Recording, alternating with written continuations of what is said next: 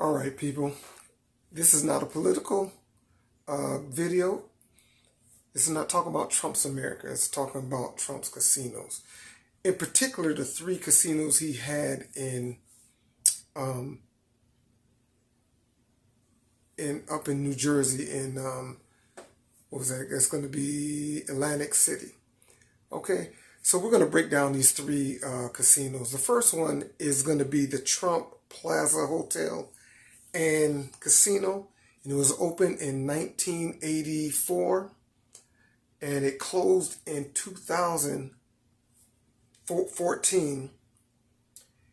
And actually on February 17, 2021, they demoed it and brought it down. And you can go online and look up and see the actual taking down of that casino, but it only takes about 4 or 5 seconds once the explosion starts. But you can go see that that video. Now, that particular video, casino was around for 30 years, so he got about 3 decades out of that particular casino. The next one was actually a casino that had 2 names, and it started off Trump. It was the Trump Castle, and that was opened in 1988, and it was renamed the Trump Marina in 1997, and they sold it in 2011, and they sold it. So right now, if you go down there where that spot was, there's now a Golden Nugget casino. Okay, those are the 2, but I want to really get into the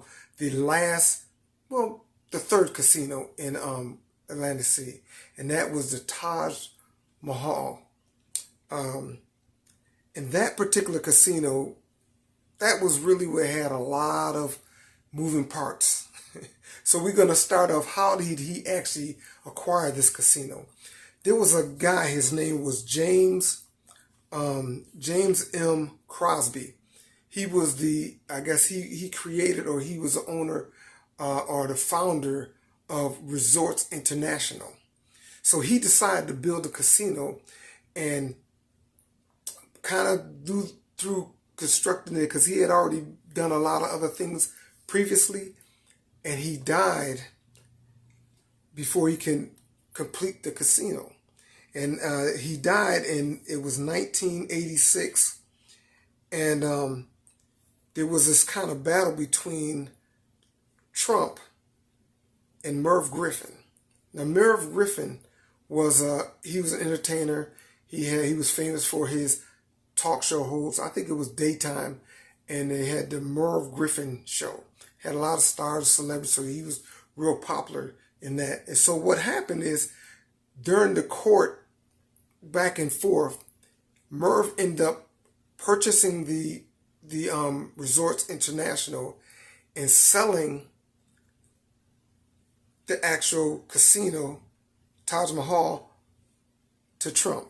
And he sold it, I think they said they sold it for $273 million.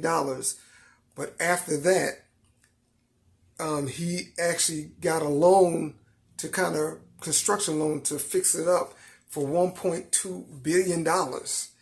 And ultimately, it was around for about 26 years. And eventually, he sold it. But let's just go on. It was opened in 1990.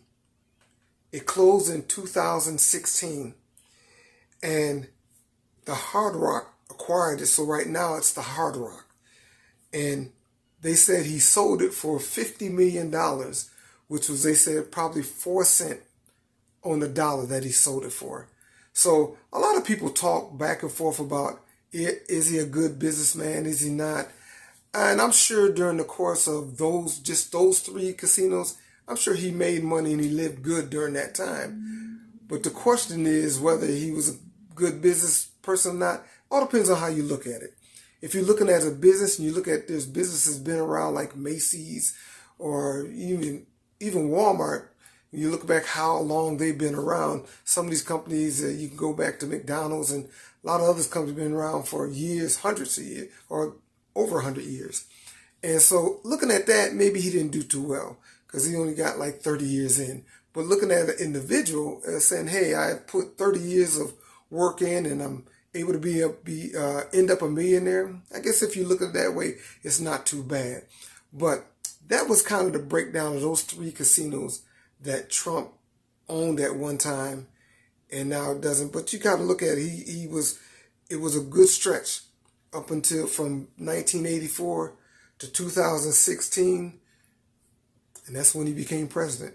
So y'all check out some of my other videos on some of the different casinos. I'm going to give you different little background, but Trump is a well-known person, worldwide, so it's kind of interesting what his background or his history when it comes to casinos. Now we got through it, and that's Trump's casinos.